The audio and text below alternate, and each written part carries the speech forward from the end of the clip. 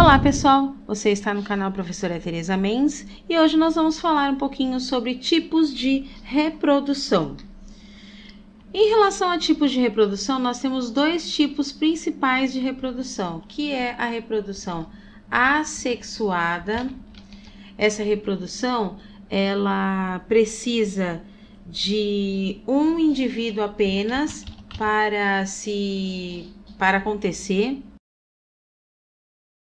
E nós temos também a reprodução sexuada, que é aquela reprodução que precisa de dois indivíduos para acontecer.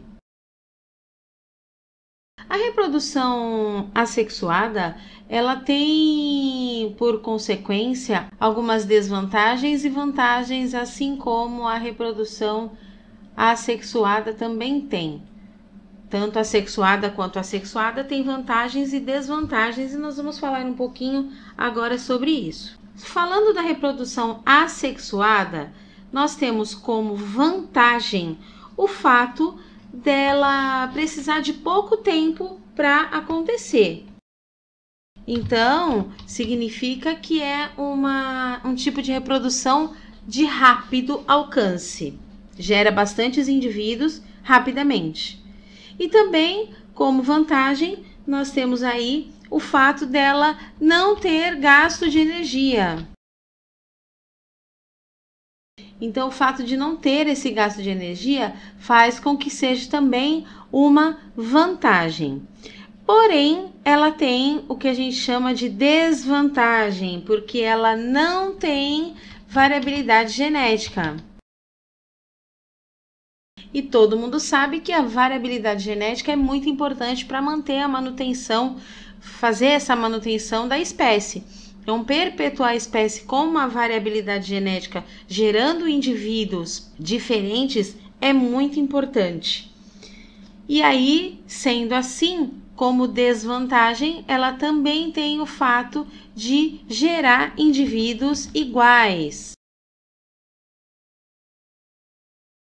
Então, o fato de gerar indivíduos idênticos faz com que essa reprodução assexuada tenha essa desvantagem. Esse fato de gerar indivíduos idênticos e de não ter variabilidade genética é uma forma de desvantagem. Agora, falando da reprodução sexuada, que também tem suas vantagens e desvantagens, aqui eu vou fazer o seguinte, para vocês entenderem um pouquinho melhor a organização do nosso mapa, eu vou colocar tudo que for vantagem de verde e o que for desvantagem de rosa, tá bom?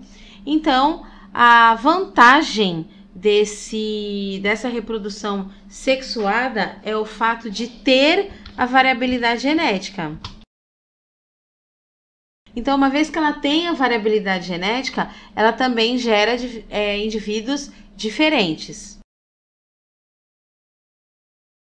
E isso é uma vantagem muito boa para esse tipo de reprodução.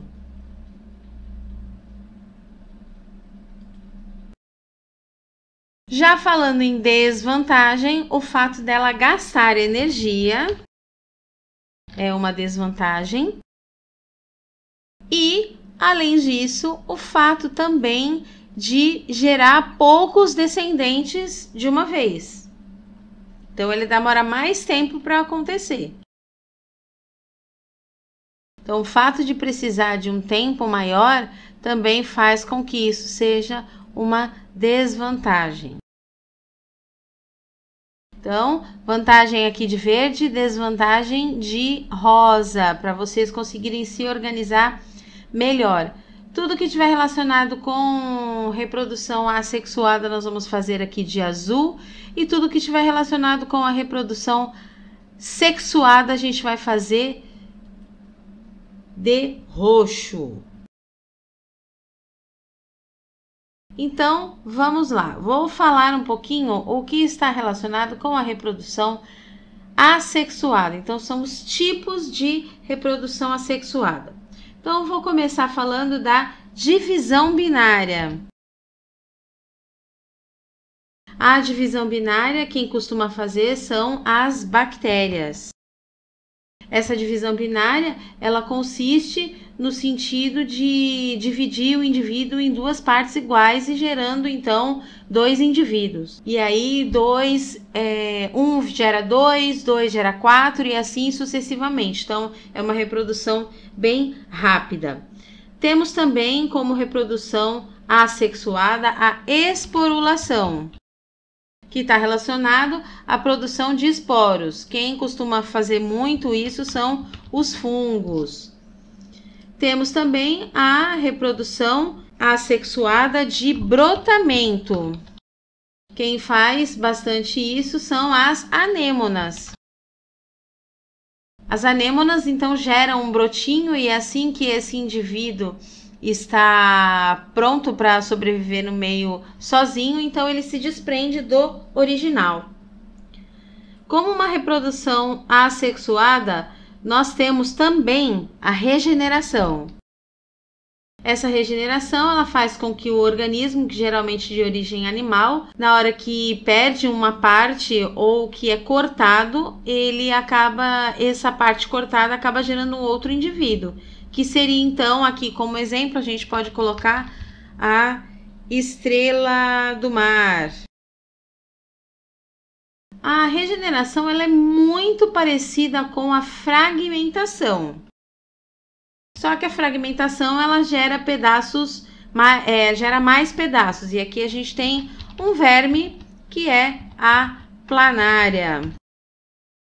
Corta ela em várias partes e cada parte gera um indivíduo. Geralmente a regeneração é uma parte só que você corta. E aí nós temos também a partenogênese, onde o indivíduo muda o seu sexo conforme a necessidade do ambiente. Quem costuma fazer isso gerando zangões são as abelhas.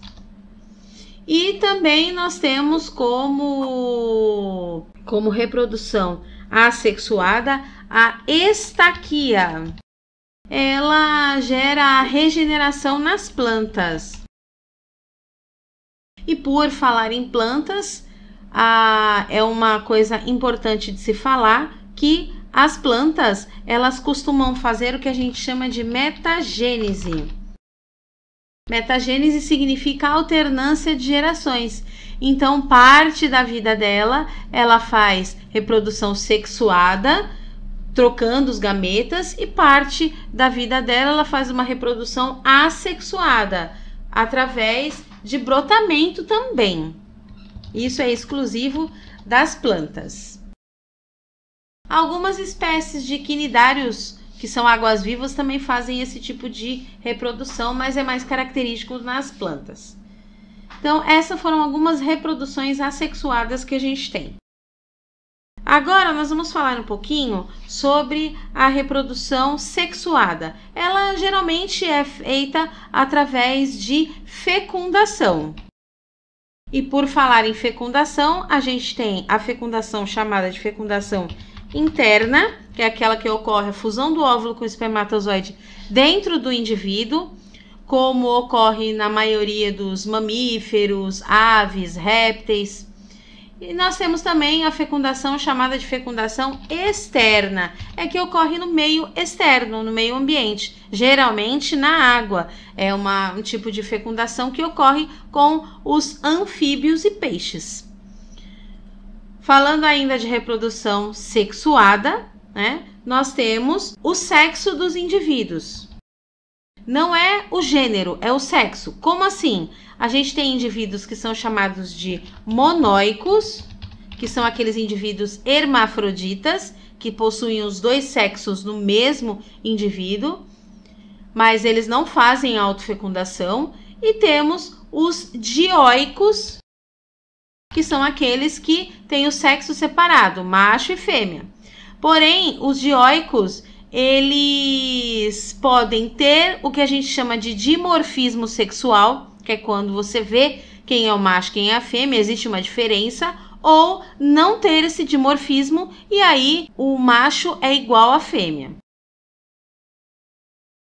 Então, dentro da reprodução sexuada, nós temos a parte do desenvolvimento, que seria o desenvolvimento embrionário. Esse desenvolvimento ele pode ser direto, ou seja, o indivíduo ele vai gerar um indivíduo menor, mas da mesma proporção, ou ele pode ser indireto,